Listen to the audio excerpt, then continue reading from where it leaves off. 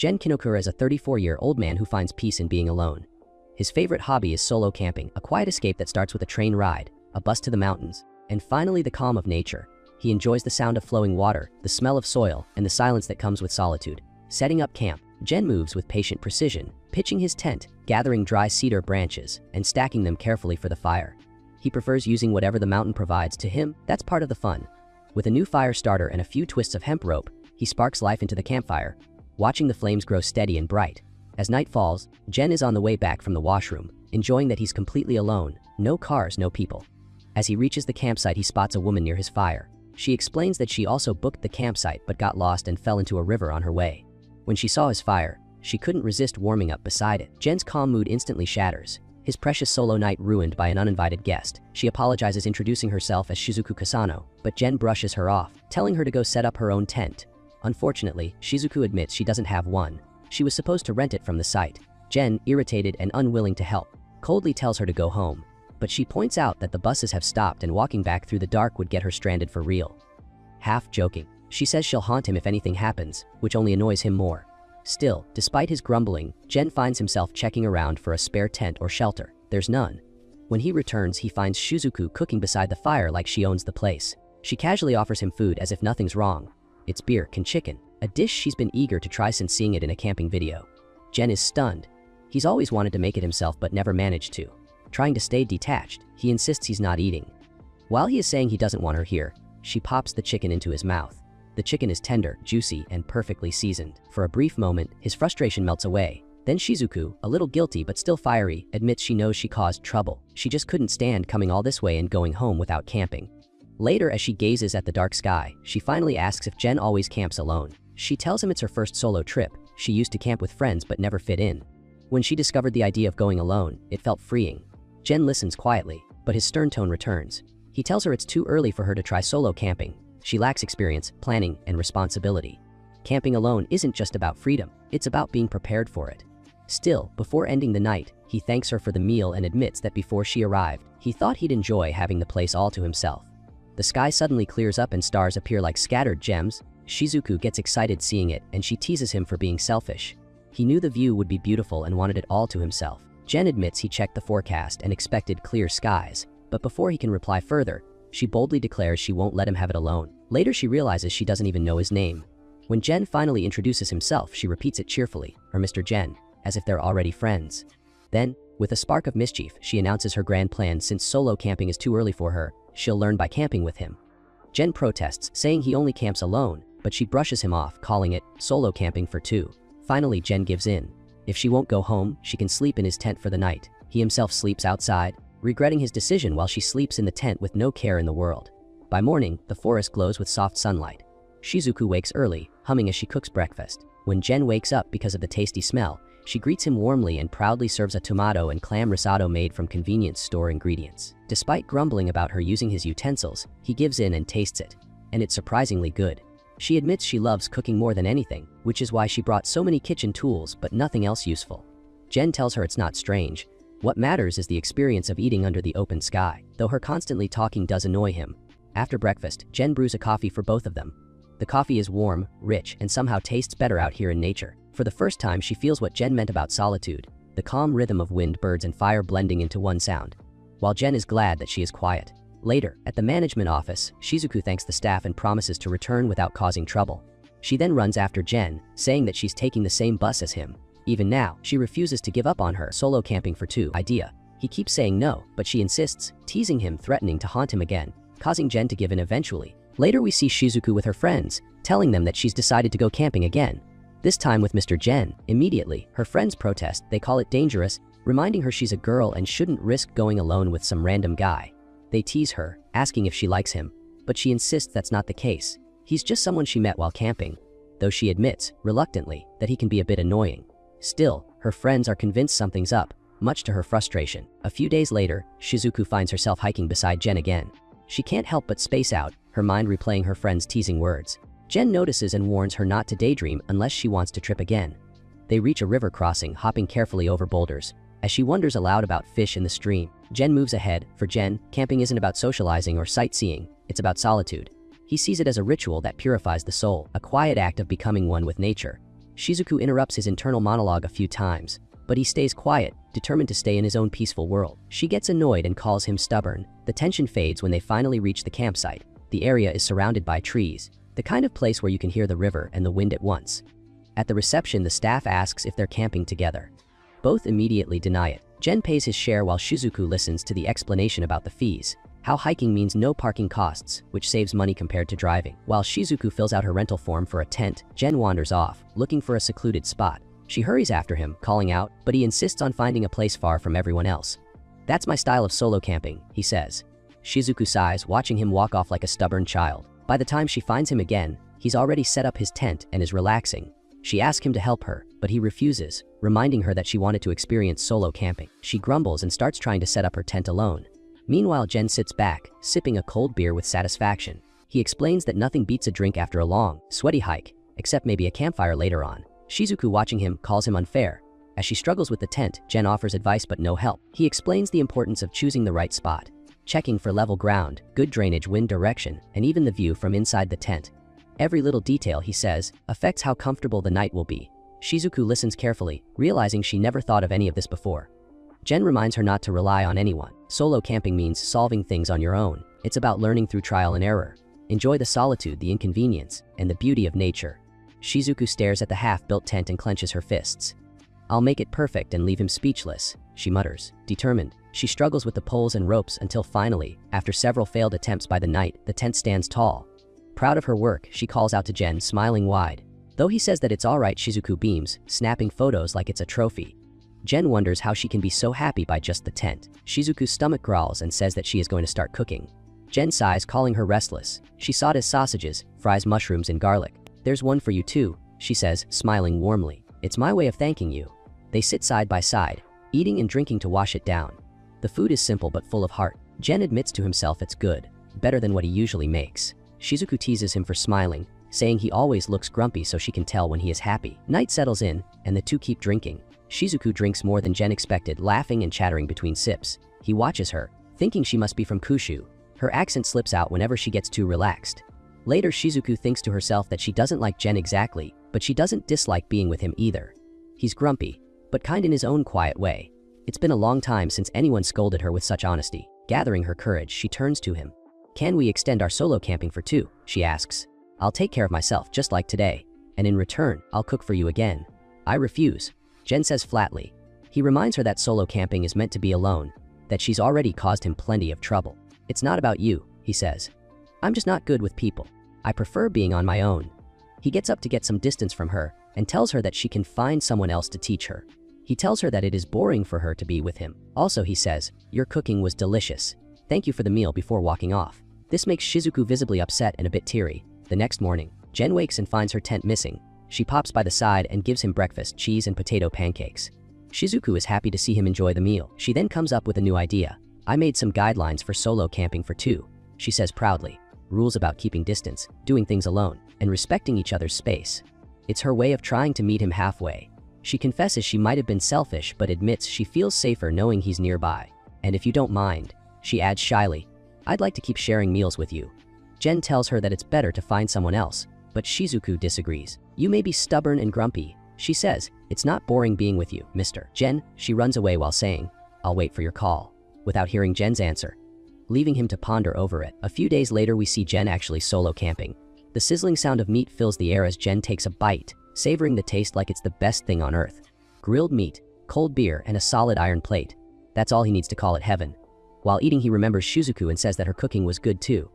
Later, his thoughts drift to his father. His dad loved making feather sticks, those thin curls shaved off a branch to start a fire. Jen, as a kid, struggled with it, his small hands too clumsy to make fine cuts. When he complained and asked his father to do it for him, the man refused. "If you want to camp alone, you have to learn it all," he said. And one day, when Jen would go camping with someone else, he'd have to teach them too. "Do it well, and you'll look cool," his father added. Nostalgia hits him hard, and he wonders if his dad knew he didn't have much time left. Snapping back to the present, Jen shakes his head. It's been a while since he last went solo camping, and all this sentimentality is getting to him. Ever since Shizuku showed up, he hasn't been himself. Elsewhere, Shizuku is hanging around with her friends and gets a text from Jen. He tells her that he won't be able to go camping this week because he has to buy camping gear. Shizuku's friends tease her about her frequent camping trips with Jen. She insists it's not about him. She's just drawn to the joy of camping itself. She then decides to drop by the camping store as well, under the excuse of shopping for her own tent. At the store, surrounded by shiny gear and polished metal, Jen reminds himself that it's easy to get addicted to camping equipment. Every season brings something new, and before you know it, your house is full of essentials. Still, he can't resist looking. Maybe a coffee grinder, a new pot, or both. And then Shizuku pops out of nowhere. She panics, convinced he'll think she's following him. Her friends, watching from afar, whisper that she looks like a stalker. Jen wonders how she knew that he was here. She explains that he mentioned it before. "I am getting used to your weird behavior now," Jen says. He goes on to explain everything about tents: freestanding versus non-freestanding, single wall versus double wall, waterproofing, wind resistance, and storage space. Shizuku listens closely, realizing just how much there is to learn. He ends his lecture with a surprising conclusion: appearance matters most. Even if everything else is perfect, if you don't like how it looks, you'll get tired of it, he says, and leaves her to browse on her own. Her friends pop out. It's basically a date, they tease. Later, under the open sky, Shizuku beams. "I feel like my dreams finally come true," she says as they prepare for their next solo camping together. Jen lays down the ground rules. He'll choose where the tents go, and since she asked him to mentor her, she can't complain. She worries Jen might go too far. However, Jen warns her not to pitch too far away. He wouldn't be able to look after her. Shizuku wonders if he is really Mr. Jen. Jen asks if she can set everything up by herself. Shizuku assures him that she's prepared this time. She's even watched videos beforehand and brought her new red panda tent, which catches his attention. He quietly wonders if it's actually a panda-shaped tent. Shizuku proudly sets to work, reading the instructions carefully, and after a few struggles, she manages to get it standing. It's small, bright, and shaped like a pointed hat, cute enough to make her beam with satisfaction. When she crawls inside, she admires how roomy it feels and how nice the view is from the entrance. Jen compliments her work, though he reminds her that the sun's going down. Shizuku doesn't panic. She's fully prepared this time. Later, Shizuku notices he isn't using a fire pit, and he explains that this campsite allows direct fire. He takes the chance to explain something important: low-impact camping. He tells her that direct fire can harm the soil, kill microorganisms, and burn grass that may never grow back. It's not banned everywhere, he says, but it requires discipline. He explains fire etiquette: always be mindful, avoid burning nearby objects, and clean up properly. The careless ones, he adds, ruin the privilege for everyone. Shizuku listens quietly, realizing camping isn't just about gear or scenery. It's also about respect. When he finishes, she nods earnestly. Jen smiles faintly but calls her a troublemaker anyway. Before she can respond, his stomach growls, and she laughs, deciding it's time to eat. Soon, the aroma of grilled skewers fills the campsite. They start with simple vegetable ones, then move to bacon, wrapped mushrooms stuffed with cheese, Finland style as Jen puts it. The food is sizzling, smoky, and perfect under the open sky. Shizuku can't stop eating, while Jen sips his drink with satisfaction. When they're done, he thanks her warmly and tells her that she is good at cooking. Shizuku looks at him seriously and asks him to call her by her first name. He brushes it off at first, saying it doesn't matter since their time camping together is temporary, but she insists. For her, camping with him isn't just an experience, it's special. She remembers her first trip, how clumsy she was, and how the starry sky that night changed everything. If not for that moment, she might have given up on camping entirely. "When I'm with you," she says softly, "I feel like I can see that beautiful scenery again." Jen sighs and tells her it's time to sleep, as he assigns her rule number 4. To obey her mentor's commands. He finally calls her Shizuku. Before dawn, Jen wakes her up. She complains until there is a faint glow of the sunrise. The view takes her breath away. Later, Jen compliments her that she cleaned up nicely. She explains that after hearing his words and seeing this view, she finally understands. To protect this peace for the next campers, she must leave no trace. Maybe someone else will come here someday, see the same beauty, and feel what she feels now. Jen smiles and tells her she's thinking the right way. As they part, "I'll be in your care next time too," Shizuku says, and he nods with a faint smile. Shizuku excitedly tells her friends she'll be going on a solo camping trip for 2 next Saturday, leaving them confused. They tease her about spending so much time with Jen, calling him strange for always camping alone. They can't understand the appeal of solo camping. What's the point of going to the mountains or sea by yourself? For them, camping means company, laughter, and sharing meals. Shizuku can't quite explain it either, even though she's done it a few times. When asked why she camps alone, she doesn't know what to say. Later, she asks Jen how to answer that question. Jen simply turns it back to her. What does she want to do while camping? After a pause, she admits she just wants to go because she likes it. Jen tells her that's enough, you go because you want to. But Shizuku feels that's not a real answer. Still, as she strolls, she realizes how silly she's been overthinking it. Maybe that is the whole point, to camp because you want to. The wind carries the scent of the ocean. Shizuku notices how different this place feels compared to the others, and mentions it's because Nagasaki has many islands. Its sea views stretch endlessly. When she sees him reading an e-book, she's surprised. She thought he'd consider that too modern for camping, but he tells her it's fine. You can enjoy movies, books, anything, as long as you're not bothering others. Thinking it over, Shizuku realizes how much simpler it all is than she thought. Solo camping doesn't have to mean complete isolation. It's just doing what you enjoy in peace. Jen reflects on her words too. You camp because you feel like it, no deeper reason needed, and people who don't understand that probably never will. As the evening approaches, Shizuku prepares to cook. She's proud of her new micro burner, which she bought after saving up. It's smaller than a fire pit, but it works well with different gas canisters. Today, she decides to make curry, an all-time camping classic. Jen seems unimpressed at first. He's tired of hearing, curry equals camping. But Shizuku insists this version will change his mind. She explains that spicy, rich curry can pair beautifully with alcohol if made right. Her dish today is a dry curry, flavorful, simple, and perfect as a drinking snack. The aroma fills the air as she finishes cooking. Jen takes a bite and is pleasantly surprised. The crunch of fresh peppers, the warmth of the curry, it's delicious. Eating it wrapped in lettuce only makes it better. They talk about why curry became the go-to camping dish. It's easy, safe, and comforting. Something everyone loves, especially when shared outdoors. As they finish eating, Shizuku mentions there's another dish, but it'll take time. Shizuku wonders why they're in such a hurry, and Jen simply says it's because he wants to enjoy the scenery in peace. As the sun begins to sink, painting the sea in soft gold, Shizuku quietly thanks Jen for showing her such a beautiful view. Shizuku then announces that the next dish is ready, spicy tandoori chicken. The aroma immediately fills the air, warm and rich, making Jen's stomach roll all over again. They dig in, savoring each bite. The chicken's heat cuts through the cold, warming them from the inside. Both their appetites and drinks seem unstoppable. When dinner ends, Jen thanks her for the dinner. Shizuku brings up a question. She wants to buy a fire pit but isn't sure what kind to choose. Before Jen can answer, a message pops up on his phone from someone named Akihito. Shizuku is surprised to hear he has a friend. Jen calls him more of an faded acquaintance than anything else. They've known each other since high school, bonded over camping but have never actually gone together. That, Jen insists, keeps his pure solo camper status intact. Just then, a voice calls out from behind. Akihito himself shows up, cheerful and uninvited. He grins at Jen, teasing him for camping with a cute girl and asking Shizuku's name. When she introduces herself politely, Akihito jokes that Jen must be lucky. The two men trade sarcastic remarks, Jen calling him annoying, Akihito calling himself Jen's best friend. Shizuku awkwardly tries to keep up as the banter continues. When Akihito calls her Jen's girlfriend, both immediately deny it, flustered and defensive. Akihito laughs, saying he understands. This must be solo camping for two. He playfully accuses her of forcing Jen to come along, and she admits she might have gone a little overboard. Akihito returns to his tent, leaving the two alone again. Shizuku brings the conversation back to the fire pit. Jen brightens instantly, ready to explain in detail. His tone turns almost enthusiastic as he dives into a mini lecture about gear types, weight, and portability. There are pits for easy fires, those with grills for cooking, and even compact ones suited for small branches. He emphasizes how size affects the firewood, and in turn, the fire itself. Bigger fires aren't always better, but they offer a special kind of joy. Finally, he leans back and admits something simple. You don't actually need a fire to camp. But, he adds with a small smile, it's still worth having one, because making fire is fun. For him, it's one of the best parts of camping, something new every time. Every fire is different, shaped by the moment, the place, and the person.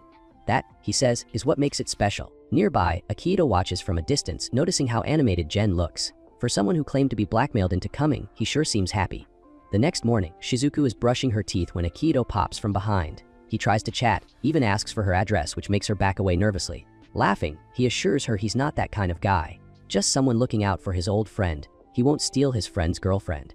Though Shizuku denies it, she feels excited just thinking about it. He admits Jen can be stubborn and odd, but insists he's a good person at heart, and asks her to take care of him. She agrees. Jen appears behind him. You didn't say anything unnecessary, did you? He says. Akihito just grins, pretending innocence. Later we see Jen sat with his old friend Akihito. They hadn't gone out for drinks in a while, and Akihito couldn't resist teasing him about his camping habits. When asked how often he went, Jen admitted that he tried to camp every week if possible. Every other week if not. Akihito mentioned Shizuku, assuming they always went together. Jen quickly denied it. They only camped together occasionally whenever their schedules aligned.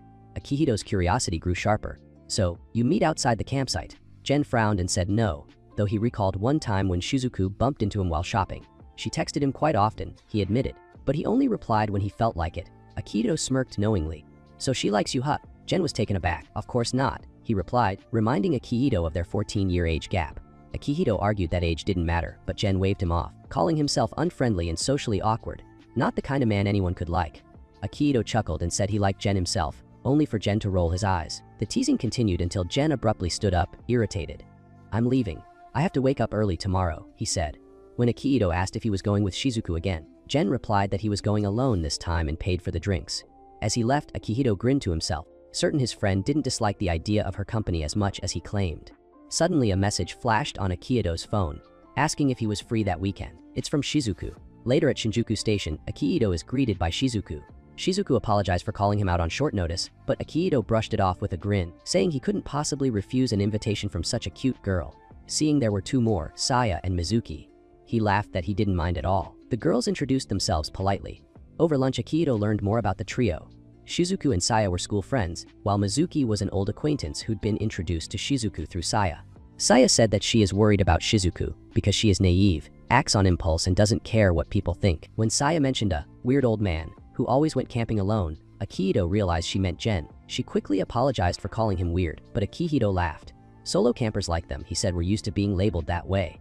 He admitted he went solo camping too, though unlike Jen, he occasionally joined group events and met fellow campers. But I still like being alone the most, he added. Maybe because I'm always surrounded by people. Akihito teased that camping with cute girls wouldn't be bad. Except, of course, for Shizuku. You should go with Jen, he joked. That struck a nerve with her, and she hesitated before asking, as a solo camper yourself, what do you think of me? I'm worried I might be bothering him. Akihito reassured her immediately. If Jen didn't like you, he wouldn't spend time with you, he said plainly. He's too straightforward for that. Shizuku looked relieved, while Akihito smiled softly. He hadn't expected his grumpy friend to get along with anyone this well. Solo camping's not bad, he went on. But there's a difference between choosing to be alone and being alone because you have no one. Jen's been running away from things for a long time. Spending time with you might be exactly what he needs. He called it radical therapy, saying it suited Jen perfectly. He shared a memory from their school days, back when Jen, also known as Kinokura, was infamous for his cold attitude.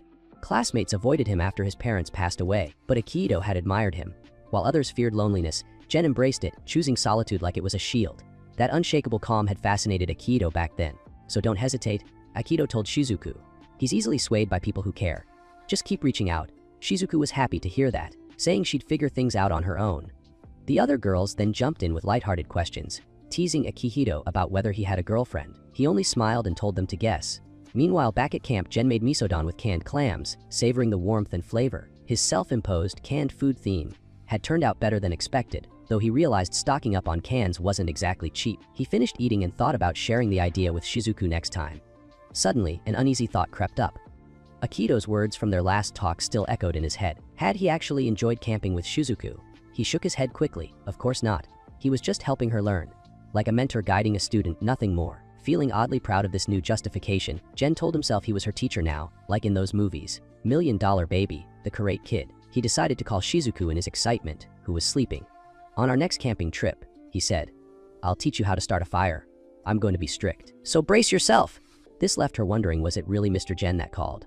Later we see Shizuku setting up her tent and smiling proudly once she does. She asked Jen what he thought of her setup. Jen gave a calm nod. It's okay, he said. Then he said that it was time to start a fire, making Shizuku excited. They are going to learn the basics of starting a fire today. She'd brought her own small fire pit this time, eager to test it out. The shiny metal caught the morning light, and the heart-shaped cutout on its side made her beam. Jen, though slightly puzzled by her enthusiasm, let her proceed. Do as you wish, he said, warning her to clear the gravel first so it wouldn't wobble. Shizuku admitted she'd never started a fire before but had done her research online. Jen decided to let her try on her own. You said you wanted to camp solo, he reminded her, so figure it out yourself. Don't give up halfway. Shizuku sat by the fire pit, arranging firewood with intense focus. She muttered to herself about airflow, thickness, and balance, trying to remember what she'd read. Her first attempt failed quickly. Then the second. By the time the smoke rose and fizzled for the third time, she had used up all her fire starters. Frustrated, she slumped on the ground while Jen sat nearby, eating as calmly as ever. She pouted at him for snacking mid-crisis. He explained her mistake. The firewood was too thick, and she hadn't given it enough heat to reach ignition. Patiently, Jen began teaching her the science behind it. He explained how fire progresses through 3 stages: drying, ignition, and full combustion. The wood first loses moisture, then releases combustible gases, and finally burns completely when temperatures rise past 400 degrees. She listened wide-eyed as he broke it all down, from oxygen flow to thermal energy. Jen told her that they need to go into the mountains and find dry branches and look out for natural accelerants like cedar leaves, pine cones, and birch bark.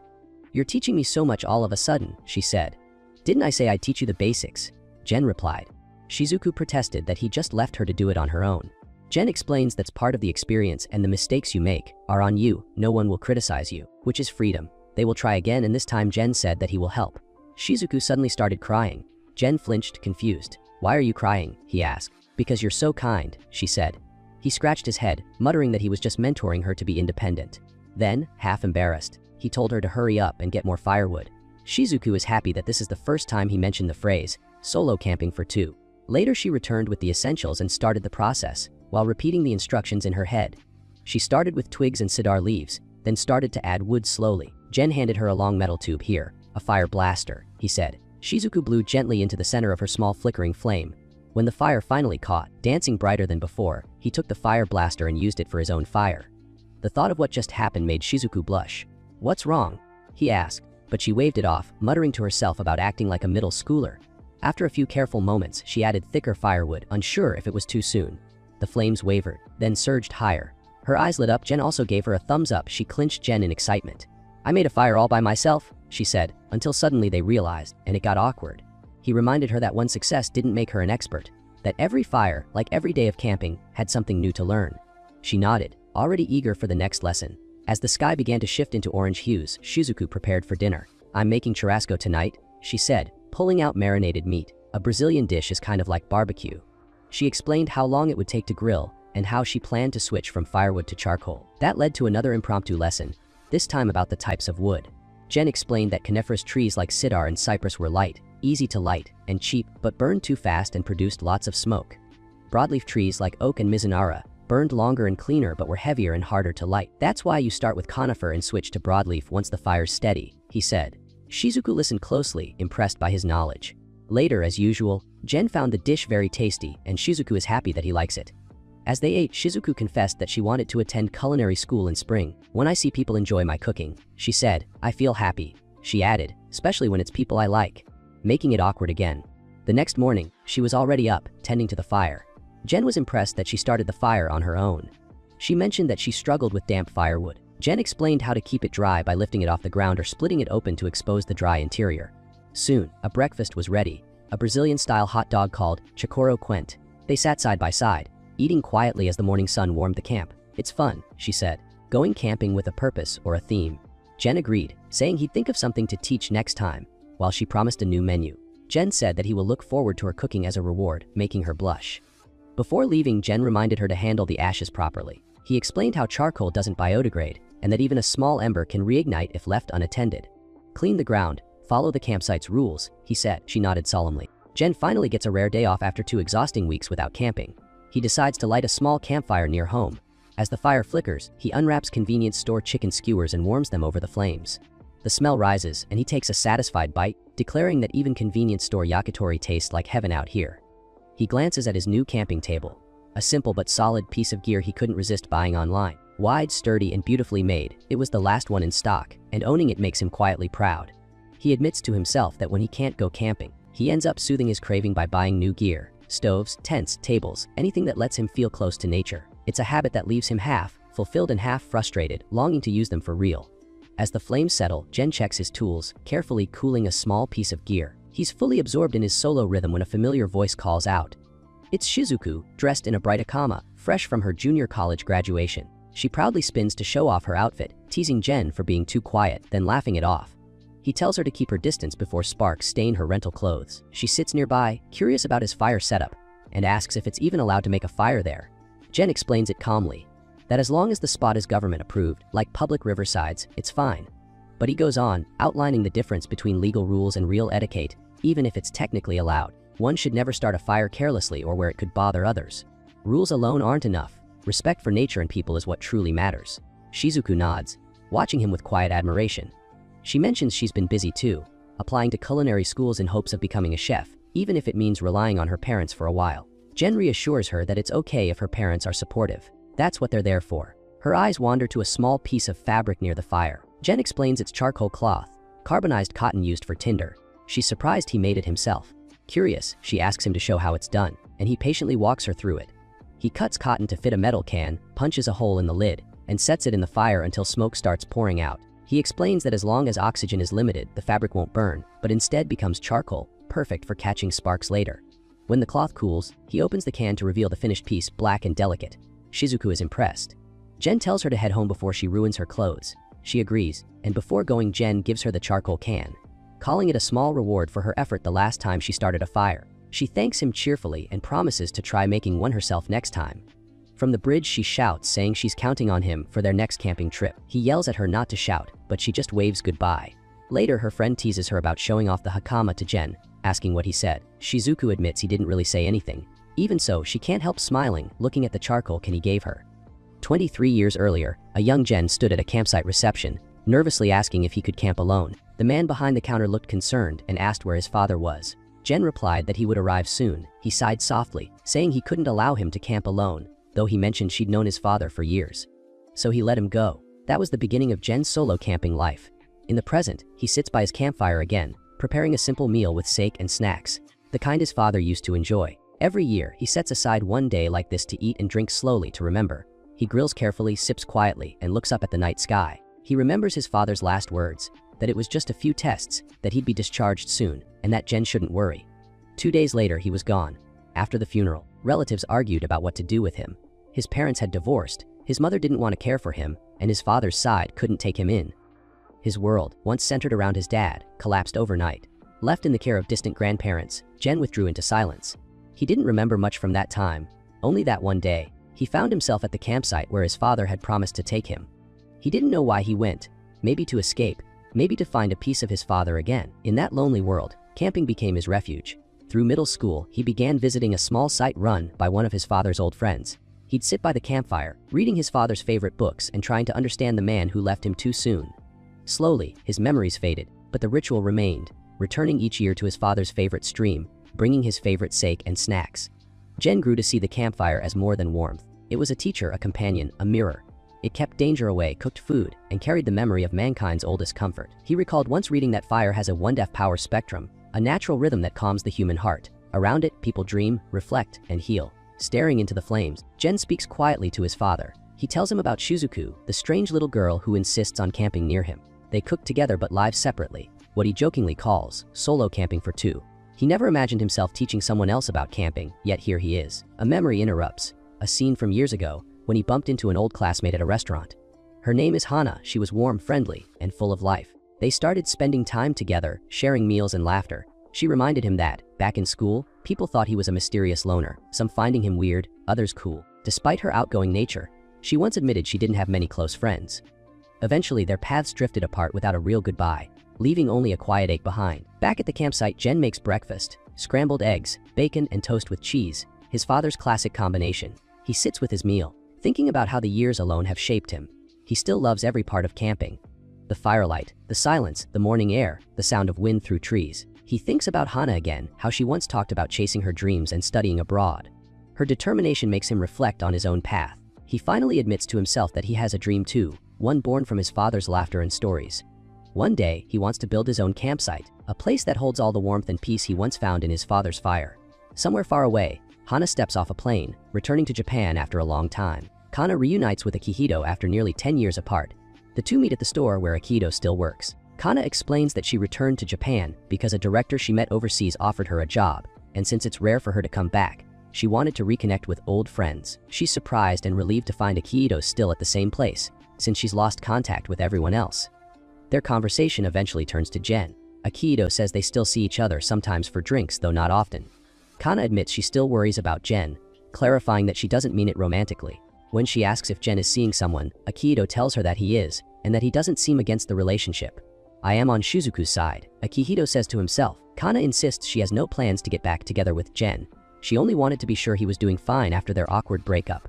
Feeling relieved, she suggests going for drinks with Akihito sometime before she leaves Japan. The next morning, Shizuku is already up, cooking breakfast as the morning light fills the campsite. When Jen wakes and greets her, she tells him it's almost ready. She has prepared a savory Chinese kanji with scallops, chicken, and crunchy bits of jakai, a dish gentle on the stomach after their spicy dinner the night before. They sit down to eat together. Jen notices the texture feels firmer than Japanese kanji, and Shizuku explains that adding oil prevents the rice from breaking down completely, making it smoother and lighter. As they eat, Jen watches her, tells her that she's grown since they first met. Shizuku smiles, saying she still has a lot to learn from him. Jen thanks her for the meal. After breakfast, Jen mentions wanting to go camping somewhere farther next time. Maybe Nagano, now that the weather's warming up. He wants to relax and stay for a few days. When Shizuku says she'd like to do that one day, Jen unexpectedly invites her to come along. Startled but thrilled, she agrees immediately. Jen smiles slightly and calls it their next solo camping for two. Before she leaves, he assigns her some homework to study how to prepare for multi-day camping and make sure she's ready before they go. Shizuku happily agrees. As Jen leaves, Shizuku is excited that this is the first time Jen has invited her, while he is just excited about multi-day camping. Later, Jen visits Akiito's shop for lunch. Akiito is lost in thought, wondering if he should tell Jen about Kana being back. While Jen is confused by what he is thinking, Akihito is wondering if Shizuku is a good match for Jen. He thinks Shizuku is not reliable, but she is silly and adorable. Jen tells him that Shizuku has grown as a camper, making Akihito wonder if camping is all he thinks about, making him believe it must be hard for Shizuku. Then Jen suddenly tells him that he is taking Shizuku to multi-day camping. Akihito is surprised that Jen is the one who asked, making him reassured. Meanwhile, Shizuku is in her room, giddy with excitement about the trip. She can't stop thinking about Jen inviting her personally. Later, she meets up with her friends. They tease her for acting like someone in love. Shizuku, still blushing, admits she hasn't even asked for the date yet, unsure whether to message him first. She talks about her preparations, explaining that she won't need much extra luggage except for clothes, but she's thinking of new meal ideas to avoid repetition. She says it could be fun to buy local food from rest stops along the way. Hearing her enthusiasm, her friends suggest going camping too, though they plan to start small with a one-night trip. Shizuku agrees. Later, Jen and Shizuku arrive at a slanted open campsite, surrounded by uneven ground and sloping terrain. As Jen surveys the area, he explains the basics, how free campsites may look beautiful, but not all spots are safe. He talks about sandbanks that might flood if the water rises, cliffs that could crumble without warning, and low areas where water pools after rain. He lists off each danger calmly, while Shizuku listens closely. Jen points out the signs to watch for: fallen rocks, clay soil, and protruding tree roots, and reminds her that comfort matters as much as safety. She nods, repeating what she's learned: always set up with your head facing uphill. He gives her a small smile, impressed that she's remembering the details. As the wind chills the air, Shizuku rubs her hands and mentions how cold it still is in the highlands. It's time to start a fire. She proudly shows off her new hatchet, trying to look serious about chopping wood, but her strange posture makes him pause. She laughs it off, claiming she's battling the wood. However, the moment she holds the wood, she gets a splinter. Jen steps in, guiding her patiently. He shows her how to steady the wood, hold the hatchet parallel, and strike along the grain. After a few careful hits, the log splits cleanly. Shizuku beams with pride, her confidence finally catching up to her curiosity. Just as she's ready to start the fire, Jen stops her. He reminds her about keeping a low impact on nature.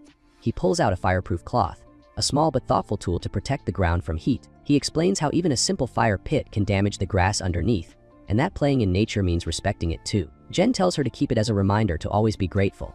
She accepts it, realizing that camping isn't just about food or scenery, it's a mindset. As the night sets in, Shizuku prepares dinner: fresh summer rolls filled with smoked salmon, avocado, and crisp vegetables.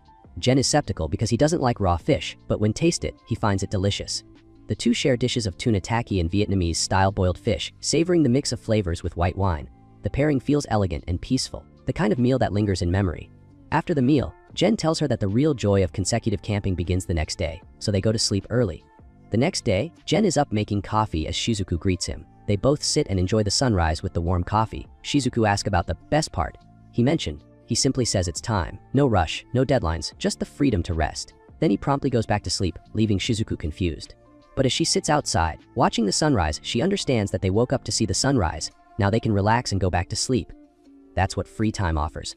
However, as she is already awake, she goes for a stroll, reading a book and enjoying the view, while Jen wakes up and decides to treat himself with some hot dogs and beer. Later, Shizuku spots Jen, who came to the store to replenish the alcohol. She teasingly asks if he's been drinking alone. Jen, embarrassed by her teasing, brushes it off, making Shizuku laugh. Suddenly, she realizes she was feeling cold earlier, but now with Jen, she strangely feels warm. Back at the campsite, Shizuku starts preparing for her second day of cooking. Jen quietly watches her from nearby, thinking to himself that he doesn't really enjoy cooking. He likes good food, but finds the effort troublesome. Still, seeing Shizuku smile as she cooks, he realizes that for her, the hassle itself is part of the joy. The work, the patience, the rhythm. It's all what makes camping meaningful to her. Watching that, Jen decides that on his next solo trip, he'll try cooking something proper for once. The meal she prepares, corned beef croquettes made in a frying pan, fills the campsite with the smell of melted cheese and toasted breadcrumbs. When Jen takes a bite, the taste surprises him. Every layer carries a different flavor, blending together perfectly in his mouth. Since this trip spans multiple days, Shizuku's proud of reusing yesterday's leftover bread instead of wasting it. Even her heavy iron pan earns a second use, proving her practical approach to camping. Her next dish is something special: a mini beer can chicken, made with a small can of beer for easier cooking. Both she and Jen enjoy it, satisfied with how well it turned out. After dinner, Shizuku decides to rest early, planning to read in her sleeping bag before sleep. Jen tells her to call if she needs anything, leaving Shizuku a bit confused as to why he said that. In the middle of the night, Shizuku wakes up suddenly.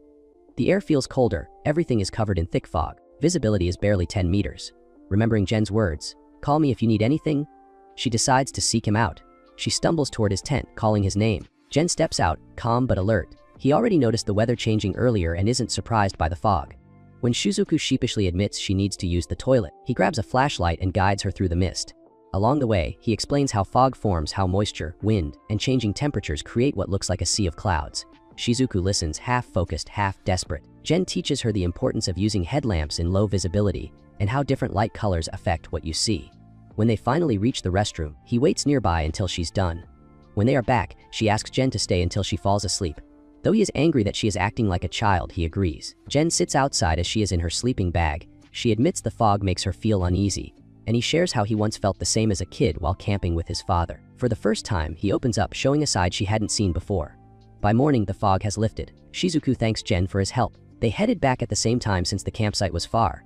Shizuku wonders that she doesn't know much about Mr. Jen's personal life, but she is glad he, for the first time, shared his past with her. Shizuku was sitting alone in a quiet cafe when she suddenly heard a familiar voice. Turning around, she was surprised to see Akito, one of Jen's friends. The coincidence caught them both off guard. Kana was Akito's companion that day. She was cheerful and talkative, instantly engaging in the conversation. Shizuku, noticing Kana's presence, immediately assumed she was Akito's girlfriend. They denied it, describing their relationship as ill-fated. Shizuku introduced herself politely, and Kana, amused by how cute and calm she was, couldn't help but comment on it aloud, making Shizuku awkward. Kana then began joking with Akito, warning him not to go after such a young girl. Shizuku quickly clarified that it wasn't like that. She wasn't close to Akito, but rather to his friend Jen. This caught Kana's attention right away. Hearing the name Jen, she grew curious, wanting to know more. Shizuku tried to explain her connection, saying they were more like camping buddies than anything else. Kana didn't seem to understand what that meant. Shizuku described it as solo camping for two, explaining how they go on trips together but stay independent. They arrive separately, set up their own tents, cook their own food, and respect each other's space. The idea confused Kana, who found it strange that two people could spend time together yet remain apart. Akito smiled and admitted he had thought the same at first, but over time, he grew to understand it. Kana then mentioned she had heard that Jen had a girlfriend. "Am I Mr. Jen's girlfriend?" Shizuku wondered. Kana felt a bit betrayed, but tried not to show it, saying that Jen never took her camping. Shizuku explained how she had practically forced Jen to take her camping the first time and how reluctant he had been. She wasn't sure what changed his mind later, but eventually he agreed, and they started going to different campsites together.